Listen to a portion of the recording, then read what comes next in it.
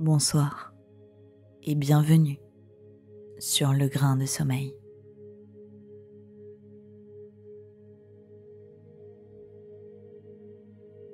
L'histoire de Peter Pan. Chapitre 5. L'île pour de vrai.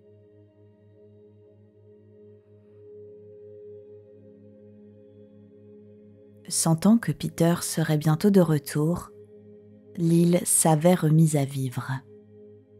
Certes, il serait plus correct de dire qu'elle s'était remise à vivre, mais avoir est plus actif, et Peter avait un faible pour cet auxiliaire. Ordinairement, la vie sur l'île s'écoule tranquillement pendant son absence. Les fées allongent leur grasse matinée d'1 heure, les animaux s'occupent de leurs petits, les peaux-rouges festoient copieusement pendant 6 jours et 6 nuits.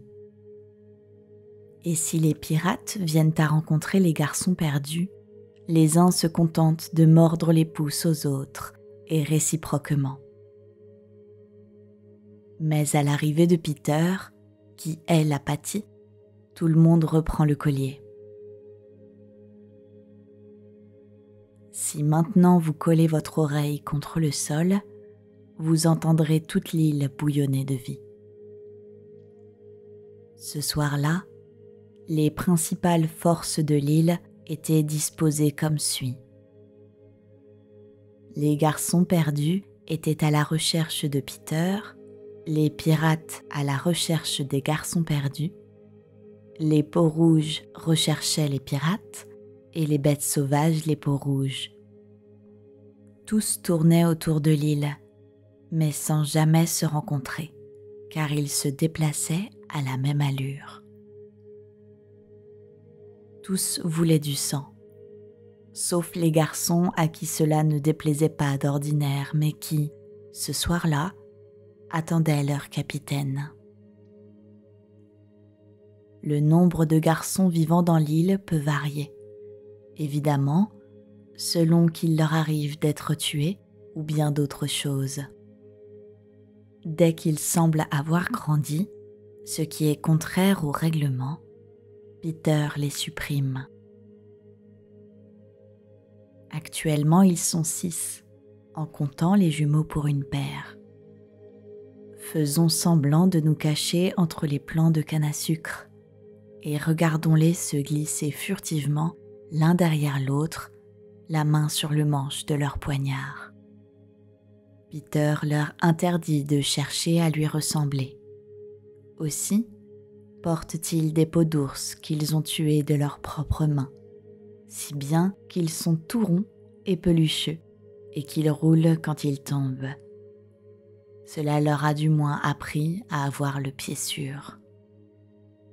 Celui qui marche en tête, c'est la guigne, non le moins hardi, mais le plus malchanceux de toute cette noble équipe. Il a manqué bon nombre d'aventures, car les grands moments surviennent toujours quand il a le dos tourné. Par exemple, tout est calme, la guigne en profite pour aller ramasser du bois sec. Quand il revient, les camarades en sont déjà à nettoyer les dernières traces de sang. Cette constante déveine a laissé sur son visage un air de mélancolie. Mais au lieu de lui aigrir le caractère, elle l'a rendu plus doux, et c'est certainement le plus modeste des garçons. Pauvre la guigne, cette nuit, il y a du danger dans l'air pour toi. Ne te laisse pas entraîner dans une aventure qui pourrait te plonger dans l'affliction la plus profonde. Sache, la guigne, que la fée Clochette, résolue à commettre un méfait, recherche l'instrument de sa vengeance et qu'elle te considère comme le plus facile à tromper des garçons. Prends garde à Clochette. Plus au ciel qu'il pût nous entendre. Malheureusement, nous ne sommes pas réellement dans l'île, et la guigne passe son chemin en se rongeant les doigts. Ensuite vient Bonzig, débonnaire et plein d'entrain, suivi de la plume qui taille des sifflets dans le bois et danse avec extase sur ses propres airs. C'est le plus vaniteux de tous les garçons. Il croit avoir gardé des souvenirs du temps où il n'était pas encore perdu, et des us et coutumes de là-bas, ce qui a donné à son nez une pointe agressive. Le frisé arrive le 4e. Il a dû souvent se dénoncer, quand Peter commande sévèrement « Celui qui a fait cela, un pas en avant ». Qu'à présent, il s'avance machinalement, fautif ou pas. Enfin, viennent les jumeaux. Impossible à décrire car nous sommes sûrs de nous tromper et de décrire l'un en parlant de l'autre. Peter n'a jamais su ce qu'étaient des jumeaux, et comme la bande n'a pas le droit de savoir des choses que lui-même ignore, les jumeaux n'ont qu'une vague idée de ce qu'ils sont, et s'efforcent de donner satisfaction en se tenant l'un contre l'autre, d'un air qui implore le pardon. Les garçons s'évanouissent dans l'ombre, et, au bout d'un moment, mais d'un moment très court car tout va très vite dans l'île, surviennent les pirates à l'affût. On les entend avant de les voir, car ils chantent toujours le même horrible refrain. L'arguellerie, Oiseo, nous allons piratant, et si un coup de feu nous sépare, nous sommes sûrs de nous trouver réunis en enfer. Oncle ne se vit plus affreuse brochette de Lascar, pendouillant au gibet. Précédant les autres de quelques pas, la tête ballant de ci de là, à l'écoute du sol, des pièces de 8 en guise de boucles d'oreilles, ses grands bras nus, voici le bel Italien Cecco, qui inscrivit son nom en lettres de sang sur le dos du gouverneur de la prison de Gao. Ce géant noir qui le suit a reçu plus d'un nom depuis qu'il a renoncé à celui dont se servent encore les mères africaines pour effrayer leurs enfants sur les rives du Guijomo. Et voilà Bill le truand, pas un pouce de son corps qui ne soit tatoué. Ce Bill le truand qui, sur le Warlus, reçut 6 douzaines de coups de verge des mains de Flint avant de lui céder son sac de lingots. Voici encore Cookson, le soi-disant frère de Black Murphy. Mais le fait n'a jamais été prouvé. Et maître Starkey, jadis concierge d'un collège privé, est toujours délicat dans ses façons de donner la mort. Œil de bœuf et Smee, le maître d'équipage irlandais, homme d'un génie bizarre qui poignarde pour ainsi dire sans offense et se trouve être le seul non-conformiste de la bande à crochet. Plat de nouilles qui a les mains sans devant derrière, et Robert Mullis, et Alf Mason, et maints autres écumeurs de sinistres renommés dans la mer des Antilles. Au milieu d'eux, le plus noir et le plus gros joyau de ce sombre écrin. Voici enfin Jack Crochet, le seul homme, dit-on, qu'ait jamais craint le cuistot des mers. Il se prélasse allongé dans un vulgaire chariot, tiré et poussé par ses hommes, qu'il aiguillonne de temps à autre avec son terrible harpon.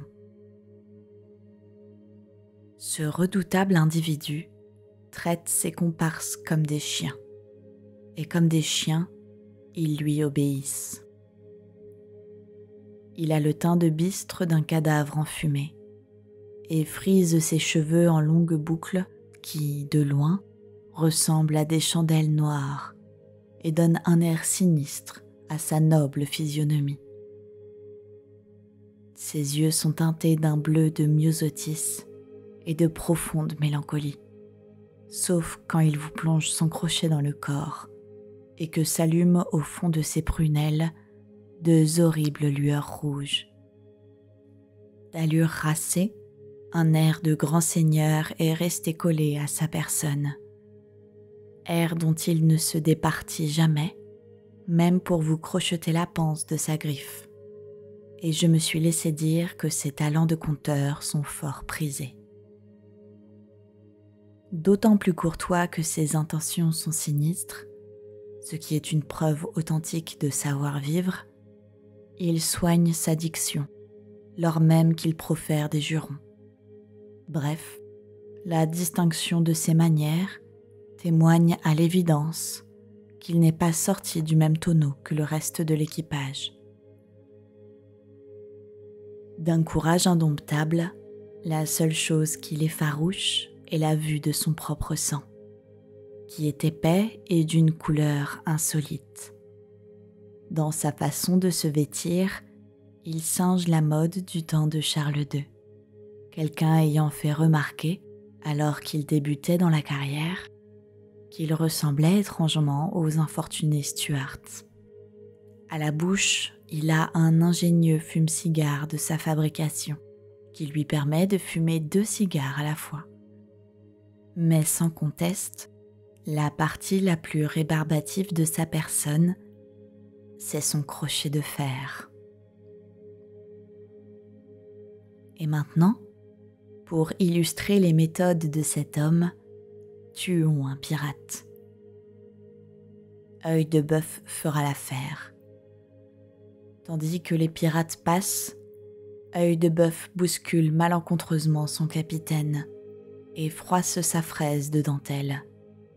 Le crochet part comme une flèche. Bruit de déchirure, cri, un seul. Du pied, on écarte le corps et les pirates poursuivent leur chemin. Crochet n'a même pas ôté les cigares de sa bouche. Tel est le terrible adversaire que doit affronter Peter Pan. Lequel des deux sera le vainqueur? Dans la foulée des pirates, suivant à pas de loup le sentier de la guerre invisible aux yeux inexpérimentés, viennent les peaux-rouges, chacun ouvrant l'œil. Ils ont des tomahawks et des couteaux. Leurs corps nus luisent de peinture et d'huile. À leur ceinture pendent des scalps, aussi bien de garçons que de pirates, car ceux-là sont la tribu des Picanini. Il ne faut pas les confondre avec les Delaware ou les Hurons, au cœur plus tendre. À l'avant-garde, à 4 pattes, marche grande grosse petite panthère, guerrier détenteur de tant de scalps que dans sa posture présente, il l'empêche presque d'avancer. Fermant la marche, poste périlleux entre tous, se dresse fièrement Lys Tigrée, princesse de par sa propre volonté. Une vraie princesse, la Diane des Dianes brunes et la belle des Picanini, tour à tour coquette, glaciale et ardente. Il n'est pas de guerrier qui ne souhaite épouser cette rebelle, mais elle évite l'autel à coups de hachette. Observez qu'il foule les brindilles sèches sans faire le moindre bruit. On entend seulement leur forte respiration. Le fait est qu'ils sont un peu gras après leur copieux festin.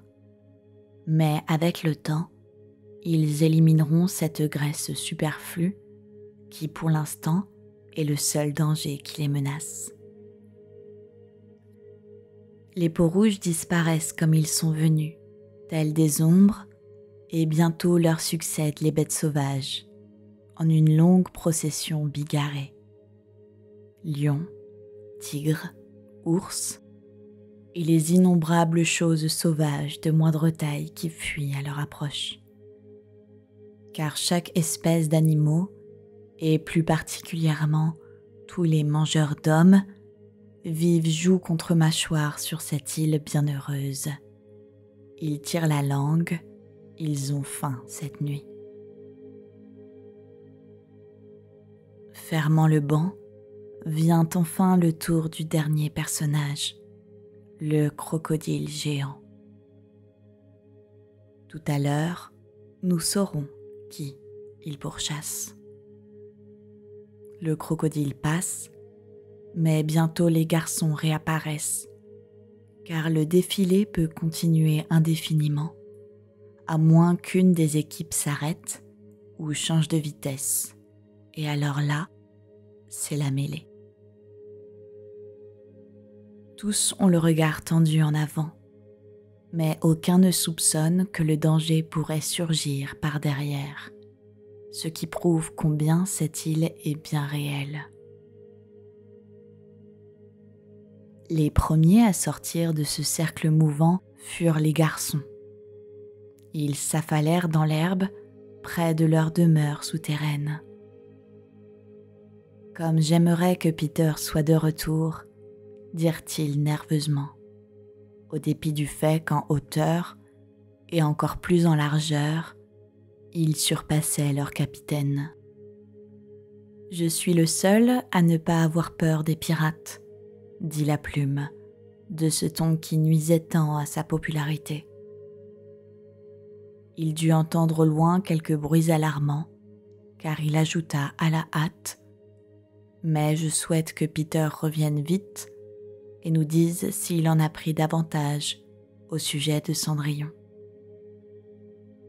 Ils parlèrent de Cendrillon. La guigne était persuadée que sa mère avait dû beaucoup lui ressembler. Ce n'est qu'en l'absence de Peter qu'il se risquait à parler de mère, le capitaine ayant banni de la conversation ce sujet selon lui stupide. Tout ce que je me rappelle de ma mère, raconta Bonzig, c'est qu'elle disait souvent à mon père « Oh, si je pouvais avoir un carnet de chèques à moi.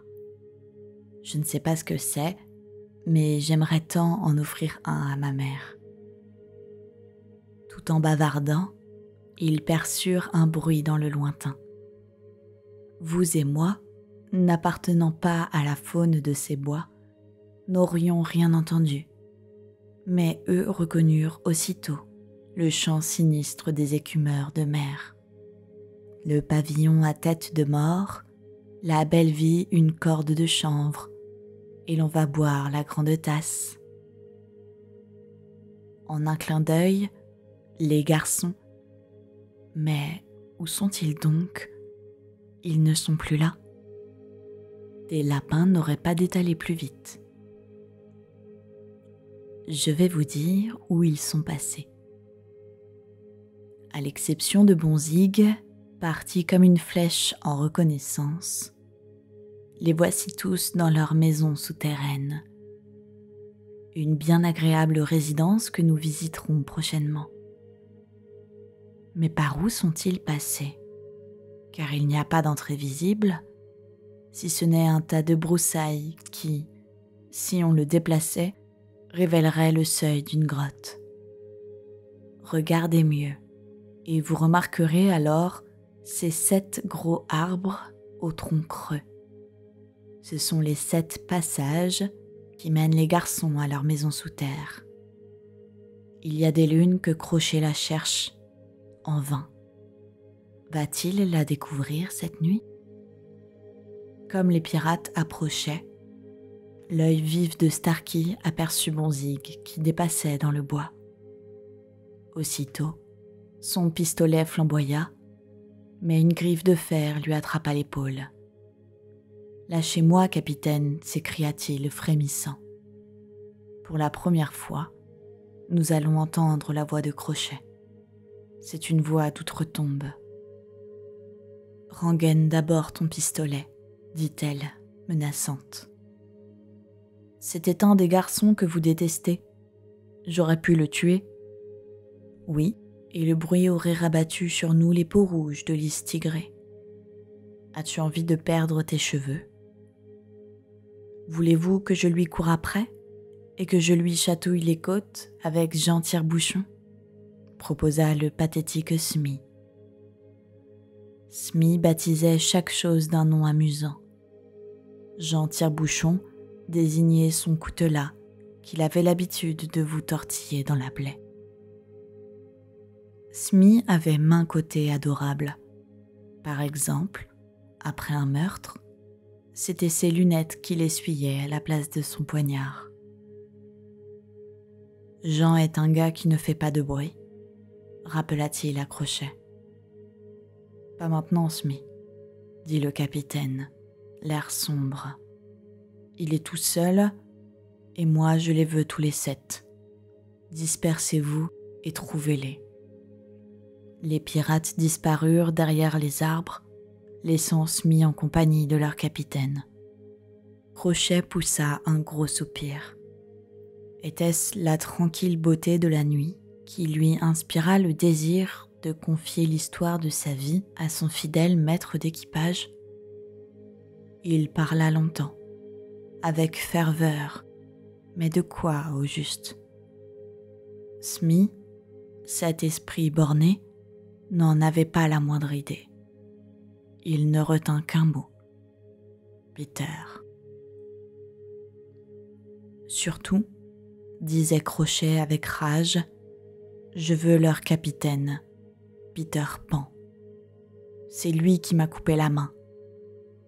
Il brandit son crochet de façon menaçante. J'attends depuis longtemps le moment où je lui donnerai une poignée de main avec ça. Oh, je le déchirerai.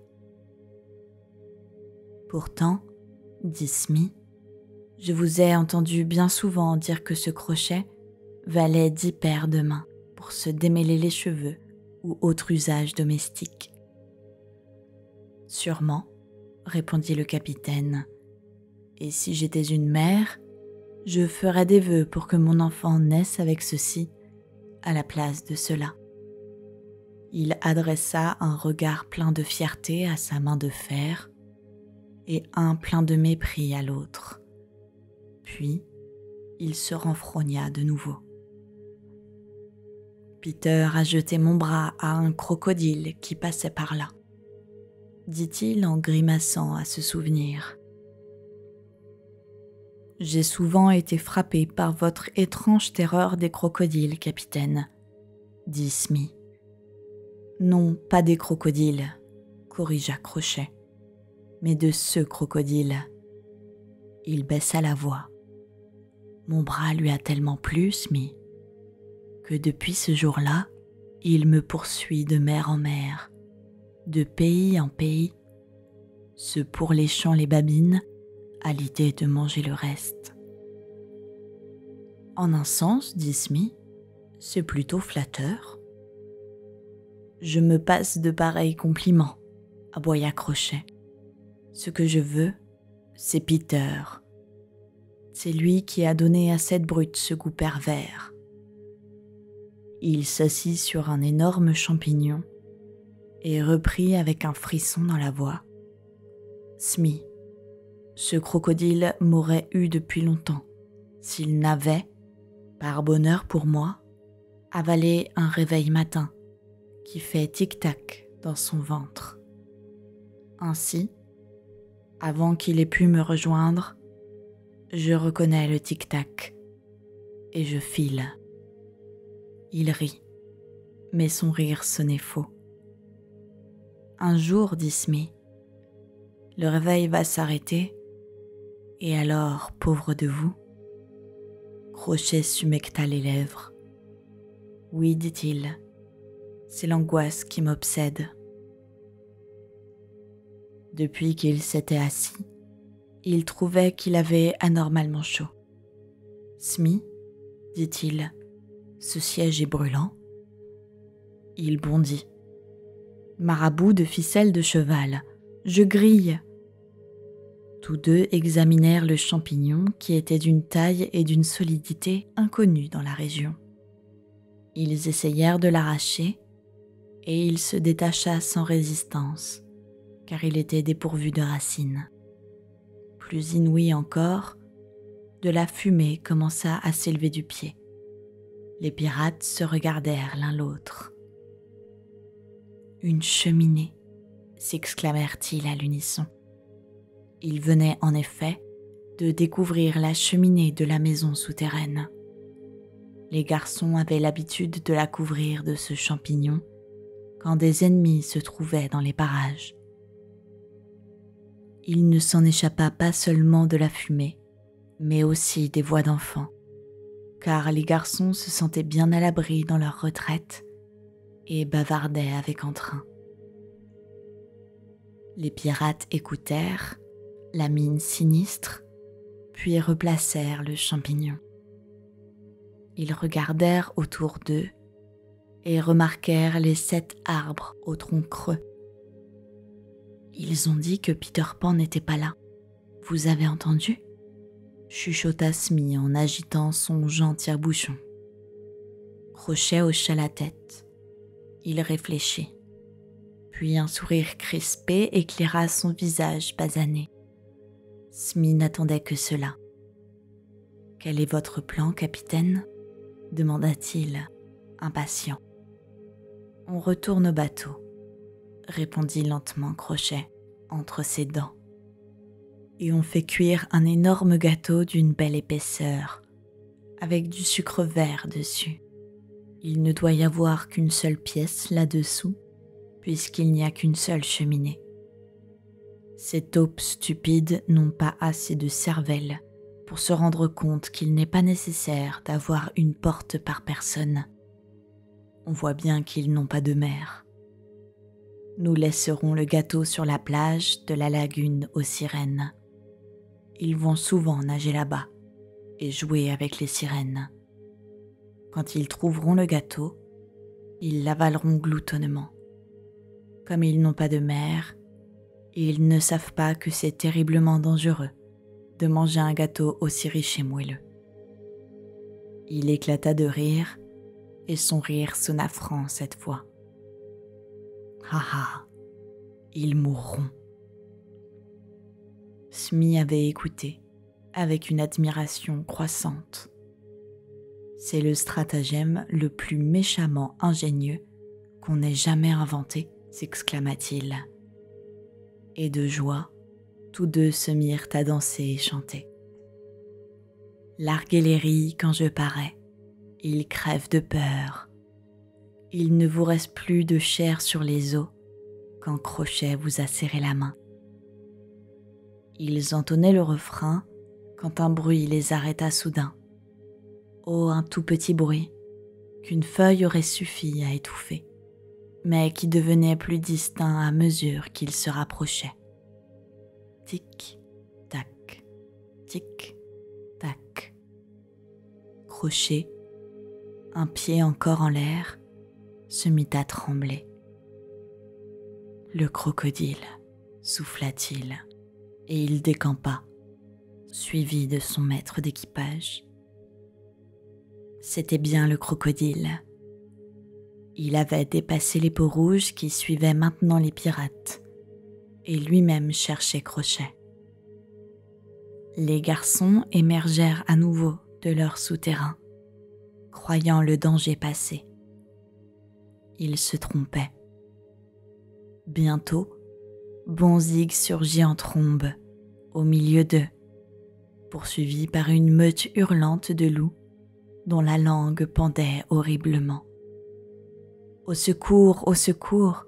cria-t-il en s'effondrant dans l'herbe. « Que faire, que faire ?» crièrent les autres. En ce moment dramatique, toutes les pensées se tournèrent vers Peter Pan, ce qui n'était pas un mince hommage. « Que ferait Peter ?» cria le cœur des garçons affolés. Et ils enchaînèrent aussitôt. Ils les regarderaient, la tête entre les jambes. C'est en effet le plus sûr moyen d'affronter des loups.